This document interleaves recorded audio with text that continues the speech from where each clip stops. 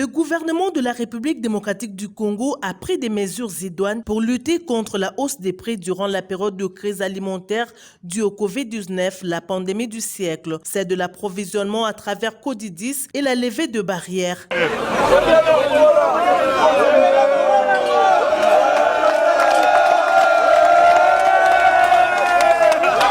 Cette décision produit déjà des effets sur le marché. À Matete, par exemple, les prix de sacs des cossettes de manioc et de sacs de maïs ainsi que l'huile de palme et la braise ont baissé. L'opinion se souviendra qu'avant cet avènement, un sac de maïs s'est dû se quitter à 140 000 francs congolais. Aujourd'hui, ces mêmes sacs se vendent à 80 000 francs congolais et les cossettes de manioc à 60 000 francs. Un sac de braise est vendu à 26 000 francs congolais et un bidon de 5 litres d'huile de palme se discute entre 6 500 et 7 000 francs congolais. Les dépositaires saluent cette décision. Tous confirment que la suppression des barrières a influencé cette baisse. Ils demandent par contre aux transporteurs de baisser les prix, surtout que le prix de litre à la pompe a été revu à la baisse. Un transporteur témoigne qu'il y a baisse sensible de plusieurs produits provenant des Bandundu et Congo central. Toutefois, il dénonce la présence de quelques barrières frauduleuses. Oui, par rapport à la barrière, ça va. La barrière est longue.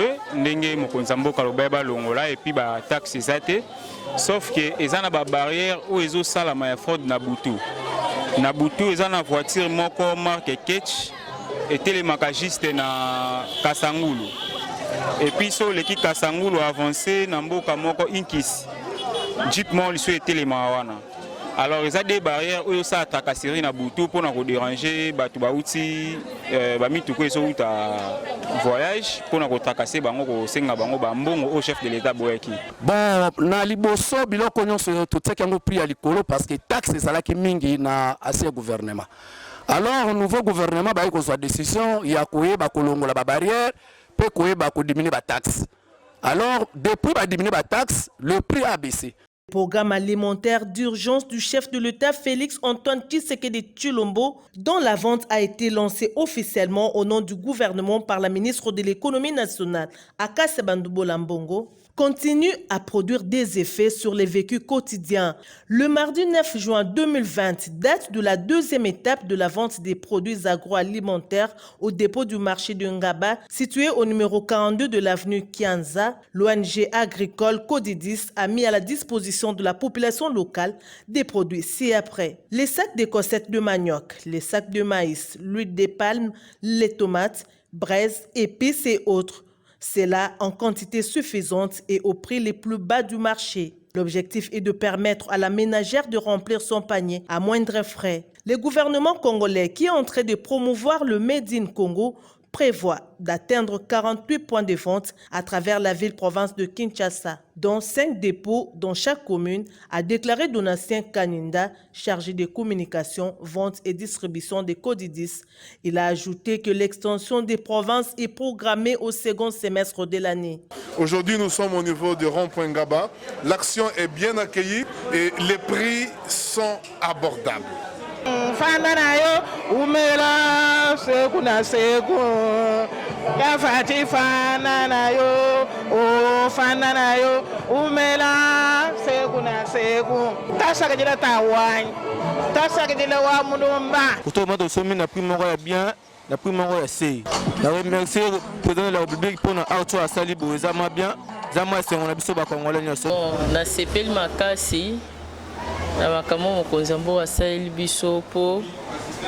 En tout cas, ils allaient rater.